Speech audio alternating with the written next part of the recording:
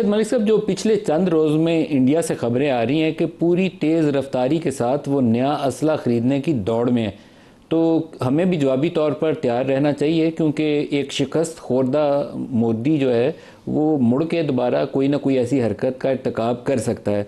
तो क्या हम लोग अपनी तैयारी कर रहे हैं, पेशबंदी कर रहे हैं? हम खबरें सुनते हैं कि हम चाइना से J-35 लेंगे, HQ-19 लेंगे, लेकिन हमें वेल इक्विप्ड टाइमली होना चाहिए। हमारे पायलट्स जैसे माशाल्लाह उन्होंने कमाल का उस दिन 6 जहाज़ गिरा के दुनिया सारी के सामने एक नया कारनामा सर अंजाम दिया, तो उसके लिए आपको वक्त पे अपनी तैयारी कर लेनी चाहिए। नदीम भाई, मैं ये बात बड़े वसूख से आपको बताना चाहता हूँ और कौम को ये तसल्ली देना चाहता हूँ कि जब ये जारहियत का आगाज हुआ तो हमारे लिए ये कोई अनएक्सपेक्टेड नहीं था। अगर अब मैं ये स्टेटमेंट दूं कि हम इस सारी जो ऑर्केस्ट्रेट हुई उसका हमें एक एक मनूवर का पहले से अंदाजा था और हमने उसका जवाब दिया।